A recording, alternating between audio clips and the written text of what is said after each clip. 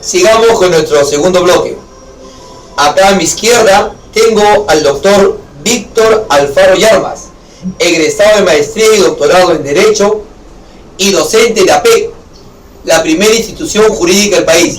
Ante todo quiero agradecer al doctor Óscar Peña González por darle la oportunidad a grandes maestros del derecho a que vengan a este espacio a hablar de temas de carácter legal que sirvan para que todos los ciudadanos sepan que los abogados estamos al servicio de todo el país. Víctor, danos tu palabra de bienvenida, por favor. Sí, buenos días a todos, bueno, toda la audiencia. Un gusto para mí estar el día de hoy para poder tocar un tema de actualidad que hoy en día se ha vuelto una repercusión más que un tema jurídico, una repercusión social, porque día a día se ven pues precisamente casos de prisión preventiva donde el Poder Judicial a veces actúa bien y a veces actúa mal. O sea, a veces se raya. Tenemos pues una realidad donde hoy en día tenemos pues jueces donde sí aplican bien la prisión preventiva. Y otros de adorno. Otros donde lamentablemente pues la situación deja mucho que desear, ¿no? Yo sé que el doctor no habla así, el doctor es un joven abogado, joven porque ya no está viejo, pasa los 50.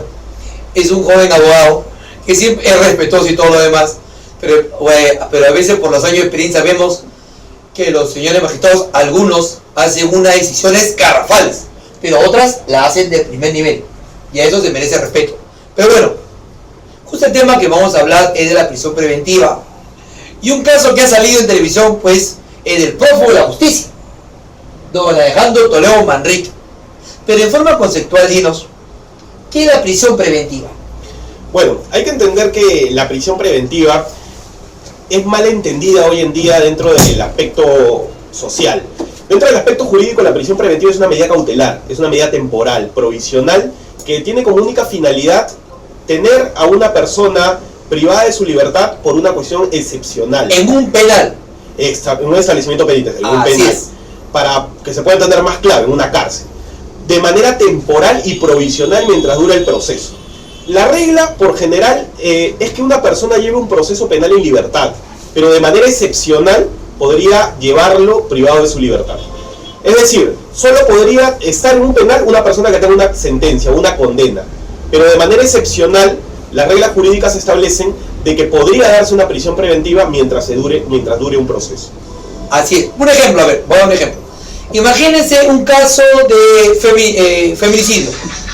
Disculpe, siempre molestando a alguien en la red. A ver, un caso de feminicidio.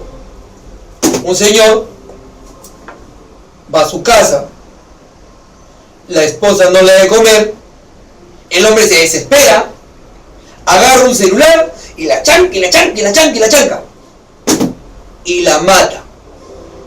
Entonces estamos hablando de un proceso que supera los 4 años de pena privativa de libertad. Al señor lo detienen en flagrancia, lo detiene en la comisaría y lo pasa a la fiscalía. Si este señor lo suelta, sabiendo que es culpable, el hombre puede fugar del país.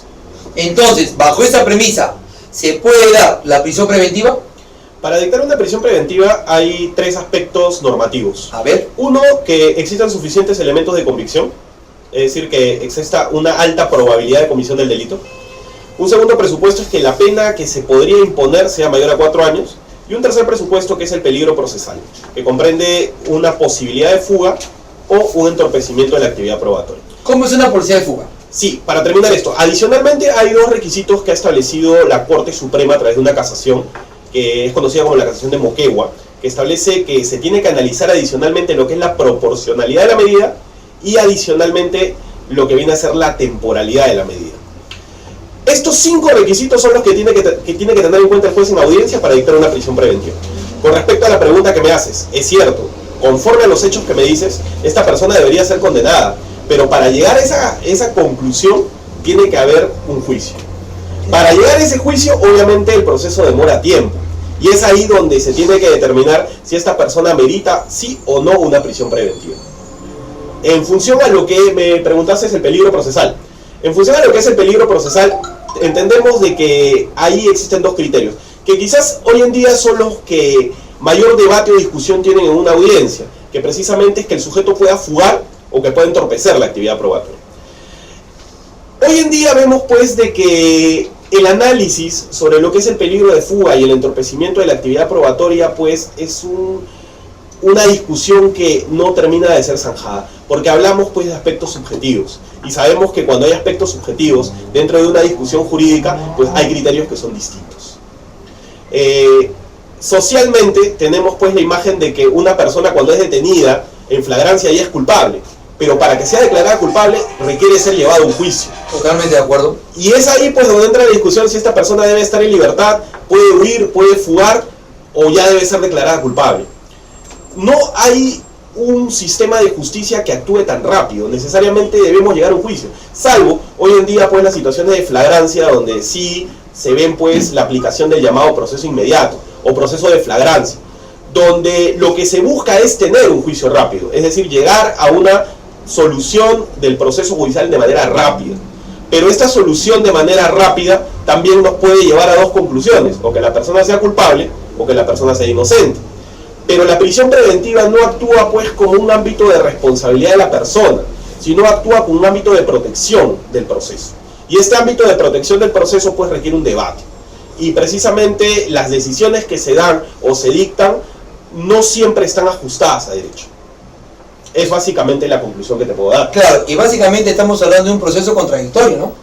El proceso penal actual es un proceso acusatorio, adversarial, y por lo tanto requiere un contradictorio. Requiere que el fiscal pruebe precisamente que la persona en audiencia debe ser merituada o debe ser aplicable la prisión preventiva. Y la defensa o debe probar que la prisión preventiva se debe dar por un tiempo corto o menor, o de lo contrario debe probar o determinar que no concurre la misma. Y en ese sentido aplicarse un ámbito de comparecencia. Se dice que una de las características de la prisión preventiva es facultativa. ¿Es verdad ello? La prisión preventiva, como toda medida cautelar, no es obligatoria. Es decir, no todo proceso va a tener prisión preventiva. Por eso indiqué de que la regla general es que los procesos se llevan con comparecencia. Solo puede haber una prisión preventiva cuando el fiscal la requiere. Y la requiere cuando se cumplen precisamente determinados requisitos de procedibilidad. ¿Y esta también está sujeta a plazos o no?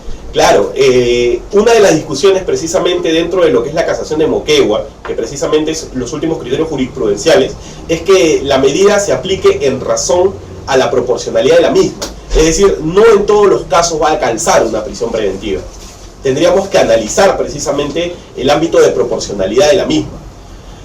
Hoy en día podemos hablar que existen dos criterios. Un criterio normativo, que es el análisis precisamente de los presupuestos, y si concurren los tres presupuestos descritos, pues se debe dictar una prisión preventiva.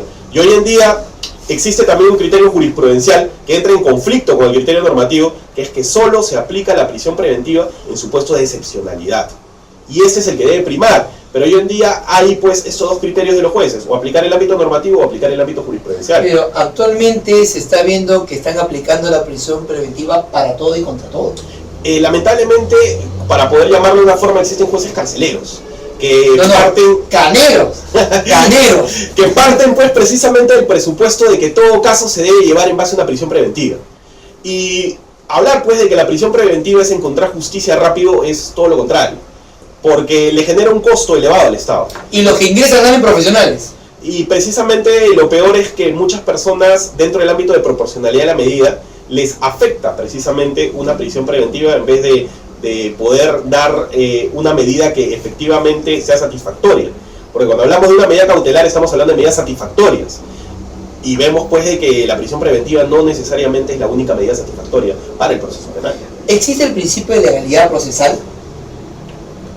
El principio de legalidad procesal está en todas las medidas que dicta el juez. Es decir, si el juez dicta una medida que no está amparada bajo ley, pues no hablamos de legalidad procesal. ¿Tú crees que todos los jueces actúan con legalidad?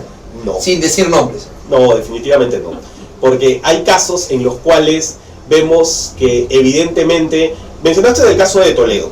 Un juez analizó el caso de lavado de activos de Toledo y estableció de que él tenía arraigo, bajo la misma situación y bajo las mismas premisas. Y otro juez analiza el mismo caso y establece de que no hay arraigo. Es decir, ¿cómo un juez puede llegar a una conclusión bajo la misma situación de vida y otro juez llegar a una conclusión distinta bajo otra situación de vida? O sea, eso quiere decir que no hay raciocinio homogéneo en el Poder Judicial. Definitivamente no. Bueno, cada juez es independiente y tiene Pero no criterio somos robots distinto. tampoco, ¿no? No, cada uno tiene un criterio independiente, pero lo que preocupa es de que si uno determina que tiene comparecencia y otro determina que tiene prisión preventiva, uno de los dos se está equivocando. Lógico. Uno de los dos está actuando mal. Está patinando. Y es ahí el problema, que no pueden haber criterios distintos hablando sobre la misma forma de vida para un tema de arraigo. Eso quiere decir que dos magistrados, en caso de robo agravado, de acuerdo a su opinión y proceder personal, por el mismo hecho, similar, mismos actos, diferentes personas, a uno le pueden dar la comparecencia restringida y a otro lo puede llevar a un centro penitenciario. Si digamos que ambos cumplen las mismas requisitos... Diferentes magistrados, ¿sabes? Claro, diferentes magistrados, pero son hechos similares, con personas distintas, pero con características similares, pues no podrían tener criterios muy distintos. A ver, vamos a hacer algo más práctico. Imagínate que al doctor Díaz... ¿Cómo se llama el doctor? Díaz Antiguo. Ya. Lo han denunciado porque le ha agredido físicamente a su señorita esposa. Entonces, lo llevan al proceso. ¿Quiénes son los que intervienen en un proceso judicial, en ese tema? Bien, lo primero es determinar si hay un ámbito de flagrancia. Si hay un ámbito de flagrancia, de manera inmediata tiene que ser puesto a disposición de la Fiscalía. Así es. La Fiscalía es la que va a, en este caso, de haber flagrancia, incoar el proceso inmediato y llevar el caso ante el juez de investigación preparatoria, o si estamos todavía en el sistema anterior, que bueno, básicamente en Lima, o ante el juez penal. Básicamente el procedimiento es similar. Lo que se va a hacer es tratar de determinar... ¿Quiénes son los que intervienen? Fiscalía, Fiscal, juez y necesariamente la defensa. Y o sea, el abogado... Defensor. ¿Ya? ¿Cómo se da? ¿Cómo es el acto propiamente dicho? Bueno, en este caso lo que se da es una audiencia de incoacción de proceso inmediato, bajo la cual las tres partes, bueno, en este caso la Fiscalía y la defensa como partes, tratan de probar algo, tratan de presentar algo. Es un ring jurídico. Es precisamente el ámbito de contradicción, cada uno tiene una pretensión y cada uno tiene que probar una pretensión. Y el que determina quién es el que ha probado la pretensión es el juez. O sea, el juez es la balanza madre. El juez es el que inclina quién de las dos partes ha podido probar esa pretensión. ¿Y qué pasa si, por ejemplo, en un proceso judicial de violencia familiar o intento de feminicidio, el fiscal toma como suyo lo expresado por la parte agraviada a nivel policial y lo presiona indirectamente al abogado con el que ha ido la señora? Dice, ¿se constituyó en parte civil? Sí. Entonces, se constituye en parte civil, ese abogado ya no puede hablar, solamente habla de la parte económica. Y el fiscal habla, y no se le permite hablar a la agraviada. Eso quiere decir que se estaría vulnerando el principio de inmediación, ¿no es cierto? Sí, bueno, en toda audiencia, tanto los sujetos que no son, digamos, el ámbito técnico, que son tanto el imputado como el agraviado, pueden tener derecho y deben tener derecho a ser oídos y escuchados. Si el juez le vulnera ese derecho, bueno, no solamente hablamos de vulneración al derecho de defensa en relación al imputado, sino también al agraviado. Y deben ser oídos, como digo, ¿no? Para que el juez pueda resolver mejor, debe escucharlos. Porque si no los escucha, ¿cómo podría resolver bien, no? Y les cuento eso porque quien habla ha tenido un caso hace aproximadamente 2 a 3 meses atrás, en el cual el fiscal asumió la defensa de la supuesta agraviada. Al abogado que fue con ella se constituyó en parte civil y la víctima no habló en la audiencia. Así estuvo. Quien habló fue el fiscal y habló el abogado de la defensa del investigado. Y cuando se va a la cesación preventiva, se indicó que se había violado el principio de inmediación, que es un presupuesto principal en todo proceso. En base a ello, dejando de lado los nombres de las personas que han intervenido, ¿tú considerarías que en este ámbito esa prisión debería dejarse nula por haberse vulnerado un principio procesal? Bueno, si hablamos de prisión preventiva, en la prisión preventiva hay sujetos obligatorios, y esos sujetos obligatorios son los únicos que deben estar, que es la Fiscalía y la defensa. Si quiere intervenir el agraviado, o el agraviado no es parte de una audiencia de prisión preventiva. Si hablamos de cualquier otra audiencia donde está el agraviado y obviamente no se le permite expresar sus argumentos como persona ante el juez, hablamos de una vulneración. Eso quiere decir que este proceso, que fue en primera instancia, debe quedarse nulo, automáticamente. Si hablamos de una audiencia donde tiene todo el derecho de hablar el agraviado y el juez le limitó, definitivamente sí, hay una vulneración. Sí, porque ahora actualmente estoy viendo en algunos procesos judiciales que algunos fiscales retrotraen que la agraviada no hable, porque dice, ah no, si ella habla, como es su esposo, es su conviviente, ella se va a apiadar de él y se va a retrotraer en la denuncia. Entonces, para que el fiscal no se le caiga, él asume y hace la labor de agraviada, lo cual no debe de ser. Lamentablemente, de repente por la praxis, muchos abogados asumen eso, o de repente le tienen el temor de beneficiar al fiscal y no se oponen a este acto, ¿no? Y eso es algo irregular. Al respecto hay precisamente hay un acuerdo plenario, que es el acuerdo plenario 1/2011, en relación precisamente a los casos de violación donde la denunciante cambiaba su versión. Es decir, primero manifestaba de que se había realizado el hecho, posteriormente se retrotraía la denuncia y habían cambios precisamente en su versión. Y al respecto, pues la Corte Suprema llegó a un criterio uniforme de que el juez no podía establecer los cambios de versión para llegar a un criterio de duda, sino que tenía que llegar a determinar por qué se debía el cambio de versión.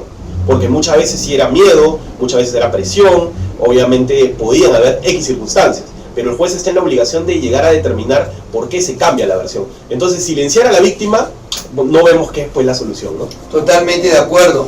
Y aún más, en un proceso judicial siempre se da el principio de legalidad. Y cuando hay contradictorio, de acuerdo a la investigación policial y a la propia audiencia, también se da el principio de la duda razonable, que es lo que prima. Porque cuando ingresa un investigado a esa audiencia, ese señor es inocente. Ingresa inocente. Ingresa en calidad de investigado.